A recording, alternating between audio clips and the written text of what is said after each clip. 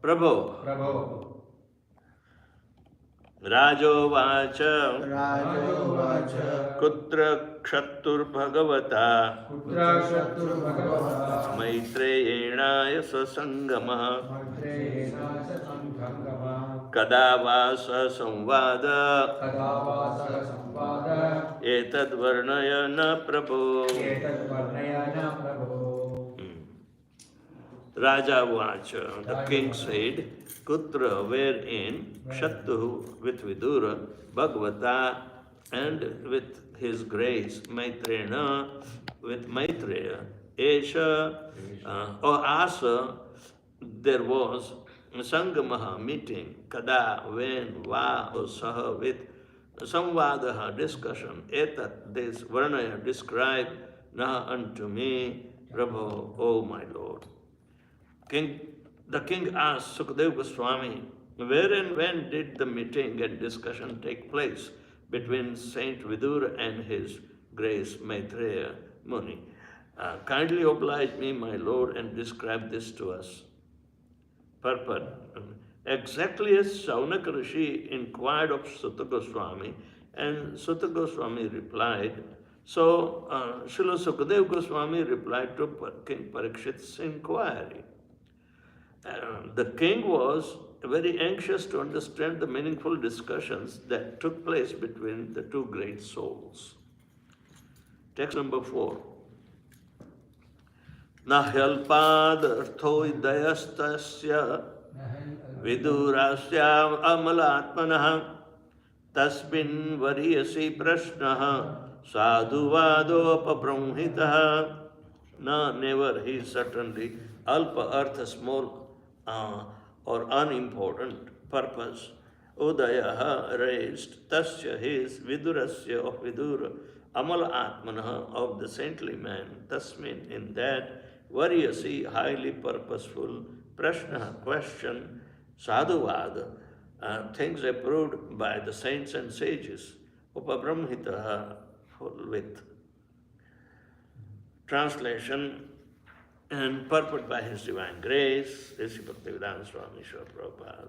Saint Vidur was a great and pure devotee of the Lord, and therefore his question to his grace, Sri Maitreya Muni, Maitreya, must have been very purposeful on the highest level and approved by the learned circles.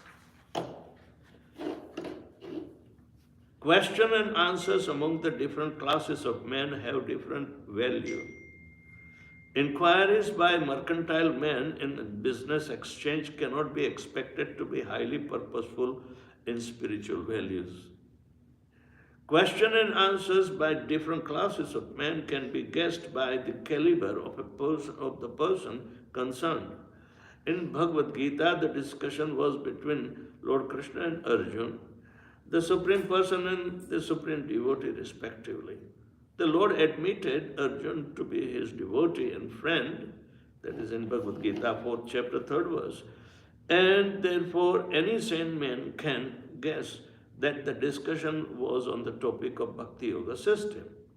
Actually, the whole Bhagavad Gita is based on the principle of Bhakti Yoga. There is a difference between karma and karma yoga. Karma is regulated action for enjoyment of the fruit by the performer, but karma yoga is an action performed by the devotee for the satisfaction of the Lord. So karma yoga is based on bhakti or pleasing the Lord, whereas karma is based on pleasing the senses of performer himself. According to Srimad Bhagavatam, one is advised to approach a bona fide spiritual master, and one is actually inclined to question from an elevated level of spiritual understanding. A common man who has no interest in spiritual values has no need to approach a spiritual master just as a matter of following fashion. As a student, Maharaj Parikshit was serious about learning the science of God, and Sukadeva Goswami was a bona fide spiritual master in the transcendental science. Both of them knew the topics discussed by Vidur and Rishi Maitreya were elevated, and thus Maharaj Parikshit was very interested in learning from the bona fide spiritual master. Om Ajnanatimirandhasya Jnananjana Shalakaya Chakshurmilitam Yena Tasmai Guruve Namaha. So, and the purport of this particular verse, the question and answers, they are not for the sake of asking, but for the ultimate benefit. So question must be bona fide. The bona fides of a question that can help every common listener to elevate themselves from the entanglement of the material life to the spiritual life of disentanglement. And that is very beneficial to the human society, right? So, person must know the subject matter that he is studying, but he can ask the question where he requires more clarifications, more bona fide answers. Why such question and answer, even though repeatedly, are answered differently by different speakers? But one has to approach a bona fide spiritual master to resolve this question. It is said, Pariprashnena sevaya. Pariprashna means what? Prashna is not enough. Pariprashna means unless and until you get a convincing answer that you are ready to apply in your life, then keep on asking the question. If something is not clear, you ask repeatedly. There is no harm in it. If we miss the point, you can humbly ask again, please clarify it more. I'm missing some point here. All right? Because every syllable that is coming out from the realized mouth may not be heard by the unrealized person who is in dilemma. So, he has right to ask again. It's not that he doesn't understand. No, if a statement which is more, say, confusing in part. Yesterday we were talking of Achintya Vedaveda Tattva, right? Every great soul, according to time, place and circumstances, upheld the Vedic authority through this principle of Achintya Vedaveda Tattva. Adi Shankar did, who was completely atheist. But yet, because his Lord Shiva, he was given the task to introduce a false doctrine. He did it. But the same subject matter of the cardinal truth of Achintya Vedaveda Tattva was taken up by Ramanuja. And Chaitanya Mahaprabhu also accepted that meaningful understanding of Ramanuja, even bypassing the Madhva Sampradaya, that we take up certain things. So Chaitanya Mahaprabhu accepted two things from each Sampradaya. From Nimbarga, he took the Radha Tattva. Radha Tattva was taken from Nimbarga Sampradaya. The worship methodology was taken from Ramanuja Sampradaya. Achintya Vedaveda Tattva was taken from Ramanuja Sampradaya. Two things each. So it is nicely explained that why Chaitanya Mahaprabhu is the full glory of Achintya Vedaveda Tattva coming from all other three sampradayas. There is nothing wrong in it. It doesn't mean that we are making our sampradaya separate from the absolute truth. No, absolute truth is spoken concisely in Vedanta Sutra. But same Vyasadeva is expanding the one sutra into, 60,000 verses of Srimad Bhagavatam. So, truth spoken concisely is the true eloquence, Prabhupada says. The truth spoken concisely is the true eloquence. It should convey all the meanings in a simple nutshell. Only this sutra, Janmadhyasya Yata, Vyasadeva is compiling whole Srimad Bhagavatam on that absolute truth, Satyam Param Dhimahi. He starts with Satyam Param Dhimahi, he ends with Satyam Param Dhimahi in 12th canto also. So, in this way, the question and answers or the description is related and centered around the glorification of the Supreme Personality of Godhead. It should be centered around, and one must become familiar trying to understand the absolute truth. Otherwise, in Vedanta Sutra, they have difficulty in explaining. Vedanta Sutras are written by Vyasadeva in the nutshell or very concise form, but it has to be expanded. Why did Janmadhyasya Yataha,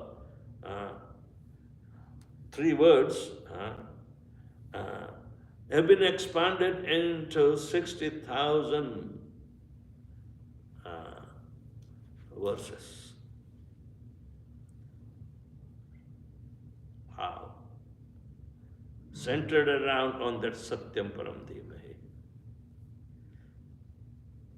When Janmadhyasya Yataha is written, Janma Adi Yataha, of whom? The subject matter was there, Adhyaha, maybe personal, impersonal, or simply agnostic idea is there.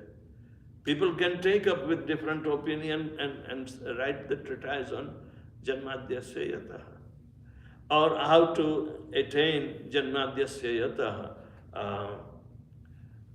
Different scholars, wrote treatise. And as a sampradaya, there is a rule that unless and until you have your own treatise on the absolute truth written down, you do not become an authorized sampradaya. That's why Ramanuja written Govinda Bhashya. Ramanujacharya did not touch Srimad Bhagavatam, only Bhagavad Gita, because he was interested to nullify Adi Shankara's Shararak Bhashya and Bhagavad Gita. Both of them did not touch Srimad Bhagavatam. Yes. They dare. But as a matter of fact,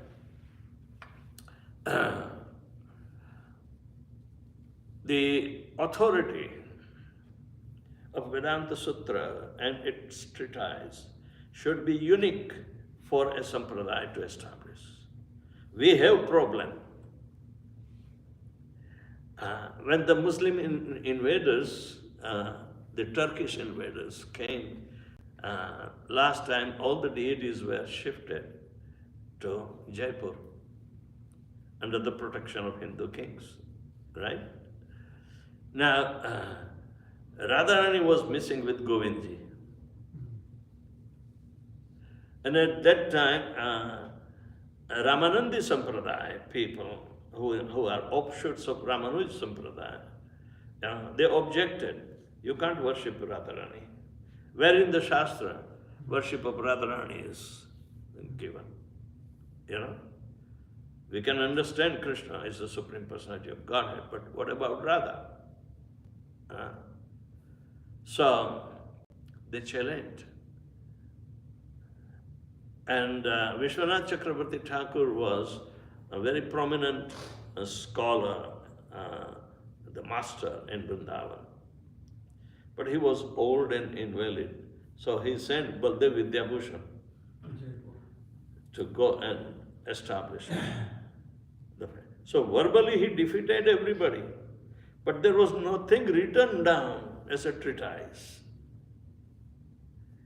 So the king applauded Baldev Vidyabhushan, but still, unless and until you have your own philosophical documented, you are not considered. So Baldev Vidyabhushan knew this. So he begged 1 month period to compile. So Baldev Vidyabhushan wrote Govinda Bhashya, Mercy of Lord Govinda Deva. And Govindji was there, but Radharani was absent. So he produced after 1 month and won the debate over Ramanandis. Everybody has to accept the authority. So in this way, authority has been established in Gaudiya Vaishnavism. And Radharani was brought in and installed along with the side of Govindji. Radharani is made up of brass deity, and Govindji is black stone.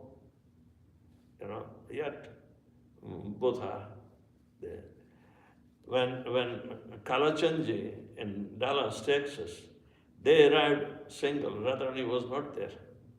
So Prabhupada said, never mind, we'll send Radharani. In the second shipment, this was a stolen deity from Museum of Jaipur, where Kalachandji was standing, holding the door open. And Prabhupada went and chastised the curator of the museum. Aren't you ashamed? These are most worshipable deity. If you can't worship, then give it to me. I will worship. Okay. And Prabhupada took it and shipped it to Dallas, Texas. So like that. And we see that Radha Kalachandji is very much glorified. Like that. But this is the part of establishing the practical way in our worship methodology, that you can't worship the Shaktiman without Shakti. All right? So, anything that is Shakti, including the soul, he cannot worship the Supreme Personality of Godhead without going through the Mahashakti of Radharani. So this is the philosophy, and it is a very acclaimed, highly acclaimed philosophy. Now, at the same time, contemporary of Chaitanya Mahaprabhu was Vallabha Bhatt, and he also wrote a treatise because he was proud of his scholarship. So he thought Sridhar Swami's commentary is not satisfying. So he nullified and introduced Pushti. Pushti means nourishment, right? But it is not only, it is said in Srimad Bhagavatam, Bhakti Parishanu Bhava Virakti Strik Ekakala. So Prapadyamanasya Khuta Tushti Pushti Cha Anukasam. Khuta means as the person is hungry, as soon as he gets the morsel of food, he puts in his mouth, 3 things are realized directly. Tushti, Pushti, and Kshut. Kshut means the hunger. Hunger is removed, he finds satisfaction and nourishment. All 3 things happen at a time. So similarly, if we proceed with this perfected process of Bhakti Yoga, Bhakti Devi is realized. Bhakti Parishanubhava. Anubhava means a realization of the absolute truth, Lord Shri Krishna, who is Paresh, and Virakti, detachment from the material world. Three things happen. But in Pushti Mart, they adopted only Pushti, not Virakti. So it goes against the grain. So, and anyway, they have a system. You want to use anything, offer it to Shenaji first. So one time in Fiji, the Punjas, they were manufacturing the new products, and the sandalwood soap, bathing soap, and washing soap, and this and that.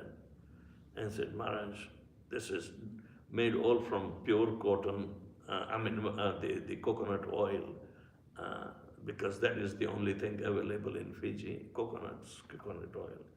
So please offer it to Krishna so we can put on the market. I said, these are not offerable things. But yet I have to appease them. What I did, not on the altar, but outside the altar. I said, take it. So this is considered as prasadam. You use it. So consumer market is there. Of course, in the beginning they were selling beef also in their shops. But Tamakrishna Maharaj said, remove it. So they have, otherwise anything and anything goes, So and the idea is that when Vallabhacharya brought it in front of Chaitanya Mahaprabhu, and he proudly stated that, oh, I have nullified Sridhar Swami's commentary, the arguments, and I have put solid arguments to defeat him. And Chaitanya Mahaprabhu, wow, what a note to, glorify oneself in front of Sridhar Swami, who is the standard. So he chastised, said, how dare you call Sridhar Swami at the same time you want to disobey him? It is like a prostitute mentality. I'm not interested to listen to your Subodhini. What Subodhini you will be able to put when your behavior is not perfected? Then Chaitanya Mahaprabhu caught up all this, inebrities in Vallabhacharya. So he became very despondent, but he wanted somehow or another approval of Chaitanya Mahaprabhu about Subodhini Tika. So even the devotees would not look into, with the Vallabha's association. Then, so he started feeling lonely. But somehow or another, because he is a devotee, he went to Gadadhar Pandit. And Bhaktivinoda Thakur says Gadadhar told his disciple to initiate him first. This is in Bhakti Ratnakar, book by Narhari Sarkar Thakur. So he learnt from his guru, but they don't acknowledge the lineage from, Gadadhar Pandit's disciple. Rather, they say, Srinathji initiated us directly. you know. But Madhavendra Puri was there, who found the deity of Srinathji. And he called the townspeople of Annur to celebrate Abhishekam and Chappan Bhog, and he established the methodology. And there was a small temple on the hill, on Govardhan itself. It is still there, that spot is still there. And, but no deity, because nobody should go up, because Chaitanya Mahaprabhu's strict warning was there. Then Giriraj is Swami Krishna, how can you climb on it, put your footstep on it? You know, Krishna has given you this passage to go through, you know, but watch out. So anywhere the Govardhan Shila can be dug out, start worshipping it. So when we purchased this ashram in Annur, right opposite Govardhan, Tamakrishna Maharaj paid money for that. They purchased in 8 lakhs only. Oh, Krishna. Yeah, at that time, I'm talking of late 80s. Ooh. You know, I used to go from that road because I was in Bharatpur during that time, you know. And Mahaprabhu was instrumental to do negotiations, you know, and he got for them. And then a lot of money was put in restoration of the old building, but it is like a palatial building. And they made good arrangement. But that is there.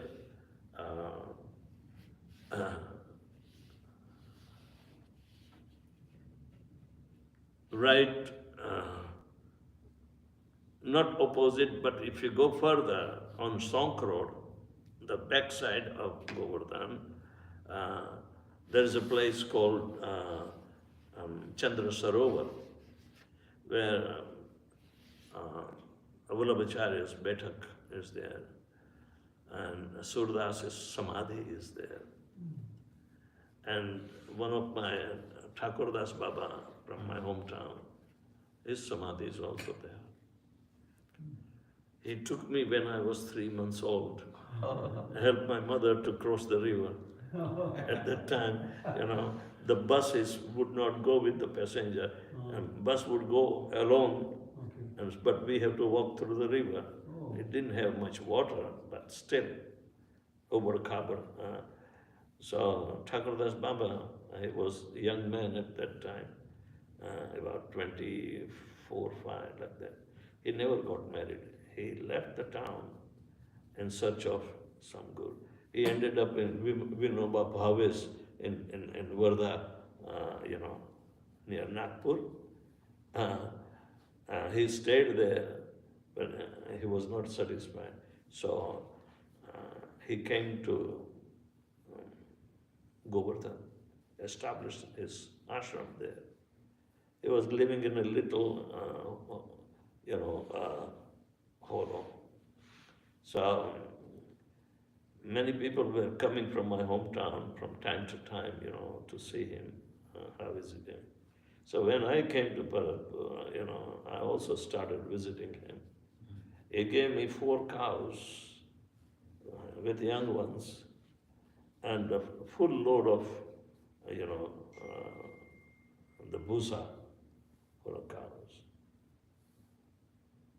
But he was attacked by Muslims. He was saving the cows going to slaughterhouses, you know, because and that very controversial district called Mewat was carved out from Bharatpur district. And it's composed of all Muslims. And they were doing all this nonsense, you know. So anyway, he was attacked by such Muslims and was hospitalized. He vowed not to go out of Govardhan, okay. So he was taken first to Mathura, He had about 56 places, bruises, and cuts, and flesh was coming out. He was pretty old, but yet he survived. Old people have good resilience, in physical attack. So when he was brought to a nursing home in Govardhan, he said, "Where am I? Why am I not in ashram?" Then they told, he said, "No, take me. Krishna will take care of me. I want to go back to my ashram." But afterwards,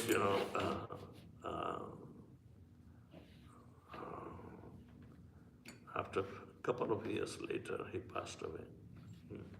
So the Govardhan town people, they are very appreciative of his seva. Yeah, but he took initiation from some Vaishnava saint in Govardhan. There is a Lakshmi Narayan temple right in front of Danagati, and so he took me. He showed me his guru's feet and other things. So anyway, he was very fond of me. Anyway, so establishment of the philosophical treatise is very important to give the view of the Shastra and personal realization to establish basic truth. So Vedanta Sutra is the source of our understanding. So in Bhagavatam is starting with the very first sloka of Vedanta Sutra, Janmatyasya Yata. And how many pages of purport Srila Prabhupada wrote to make sure that our significance is there. And Prabhupada offered Bhagavad Gita to Baldev Vidyabhushan, who wrote beautiful Govinda Bhashya. So in this way we should understand the inquiry, a submissive inquiry, but from the resources. Sutta Goswami heard from Sukadeva Goswami.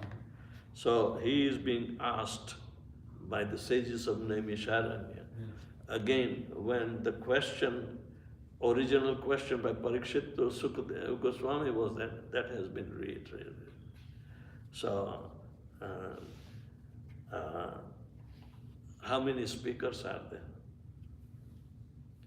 Sutta Goswami himself, Sukadeva Goswami himself, even Vyasadeva speaks. And if Krishna has to come and speak, Kunti speaks, all the great acharyas are speaking about Krishna. So, Vedanta Sutra is not a very powerful term. It is not the property of the so-called Vedantist. And Bhakti Vedanta, the end of Vedanta is Bhakti. So Bhakti's treatise is more powerful than any impersonal or atheistic bhashya. So anybody has any question or comments? When Vidyabhushan written the treatise, there was no treatise available before that period. Everybody accepted Sridhar Swami. Chaitanya Mahaprabhu accepted Sridhar Swami. But After Sridhar Swami, people try, just like Vallabhacharya tried out. And but his attitude was different. So Chaitanya Mahaprabhu approved only up to Balya Leela. Doesn't want to listen. All right? So up to that much is approved, but they dare to talk about the Rasa Leela and other stuff, you know, and they are proud of it. I have heard with directly, you know, this Indira Beti, Mathuresh, they all come to Vrindavan to see our Srinathji. I have to take them to show New Vrindavan development. So I was sitting in their car and they wanted to take tea, chai pina. तो thermos में से side में करी गाड़ी thermos में से निकाला so then on phone तो I heard her talking अरे मैं आ रही हूँ दसम स्कंद में हम बोलेंगे ऐसा बोलेंगे आप छक हो जाओगे रासलीला ये जो समझ है अति उत्तम होती है so they still inherit that and because Chaitanya Mahaprabhu chastised they take ill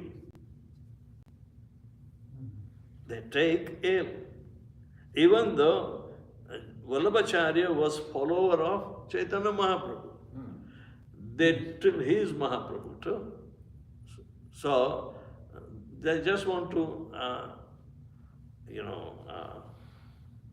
create a kind of a parallel prestige, right?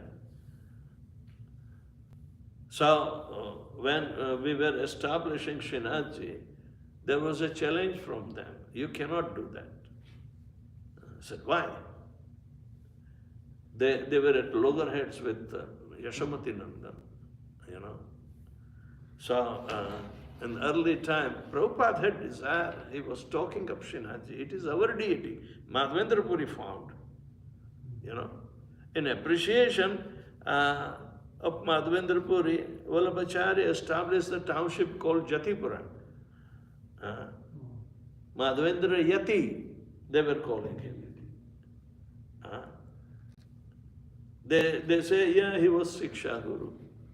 But what is the difference between Siksha Guru and Diksha Guru? They speak the absolute truth. But no, we took initiation directly from Srinathji. But Madhavendra Puri was worshipping for 16 years. Then he handed over to Vallabha Bhatta. And he was indoctrinated. And in Bhakti Ratnakar it is written that the last time when the Turkish soldier attacked Vrindavan, the deities were hidden. At that time, the Srinathji deity was hidden in Mathura with Vitthalesh, the younger son of Vallabhacharya. And Rupa Goswami and Raghunath Das Goswami too, they were so much impressed by worship of Vitthalesh and attachment to the deity. They approved that yes, you can have and all the time you worship it. So they think it is theirs. It is an approval. But they also have a fear that Srinathji will be re-established on Govardhan after 500 years back. So in this way they are waiting 500 years. So, but they, out of devotional service of Pushti Mag, they excelled in certain sevas, like Ragbhog and seva. It is still visited by so many people. So, for us it is not an envious thing, but this is the history. So, Srila Prabhupada told Yashamati, hey Yashamati, if they object you to worship Srinathji, tell them, do you want to go to court? Prabhupada would say, do you want to go to the court? And they will understand. They will never say. So, we were the first one to establish in New Vrindavan and they were fluttering. But then they started, finding out faults in our worship.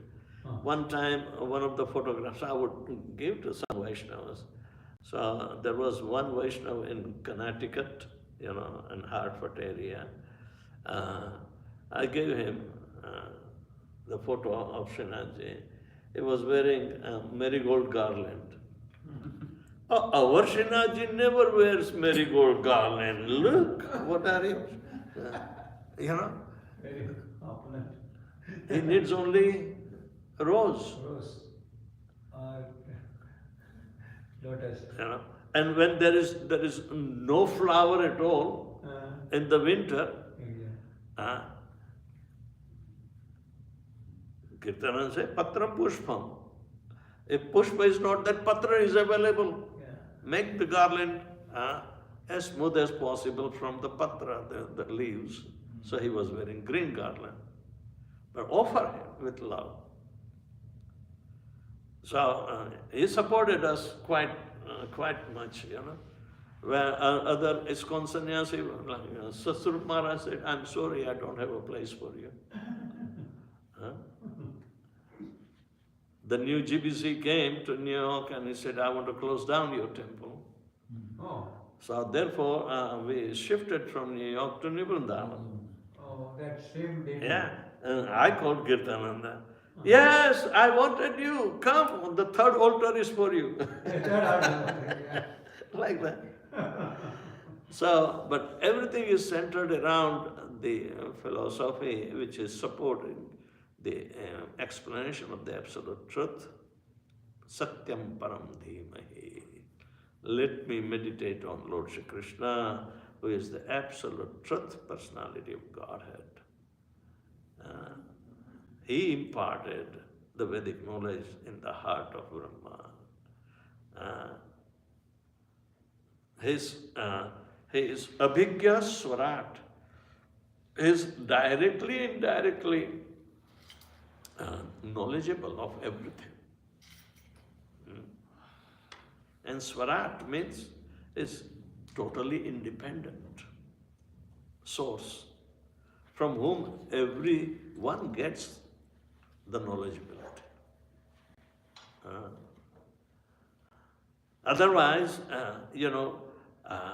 in this knowledge of creation, even the demigods get bewildered. Tejo vari mridam yatha vinimayo trisargo amrusha dhamna svena sada nirastako am satyam param dhimahi. That when he created this material world, janma adi yasya, so we have to explain how the material world came about and how it spread out. But it is his desire and his mechanism is there.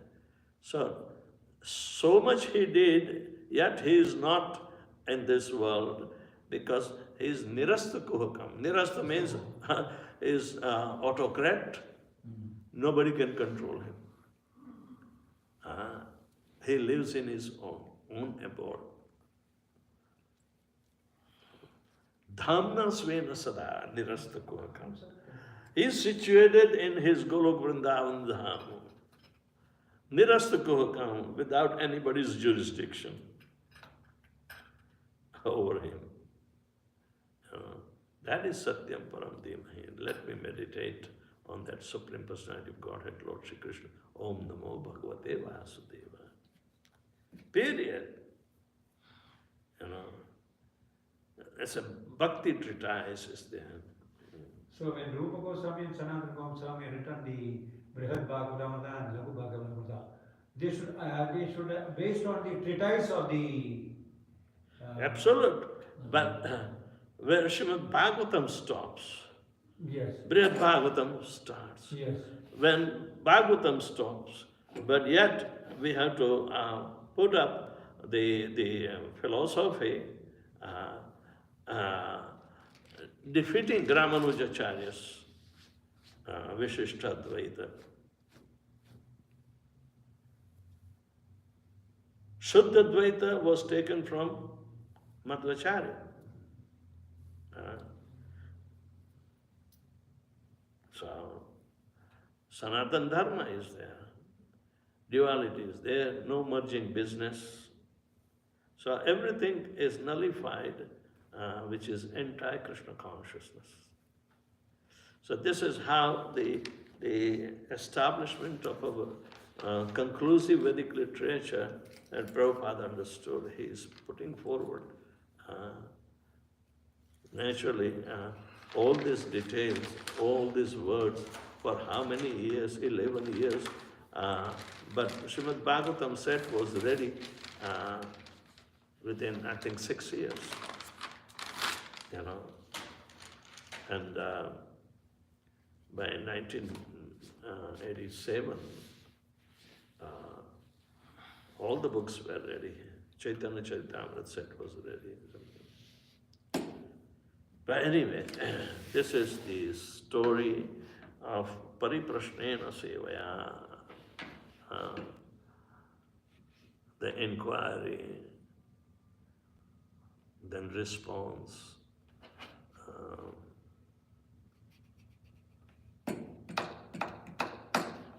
Any question?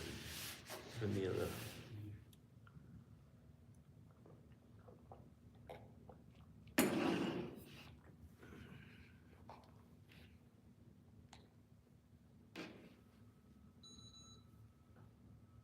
Oh my God, high glucose. 242.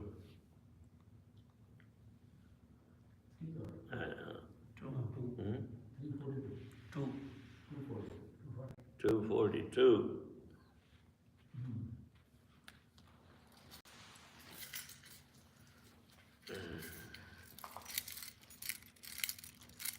Chal.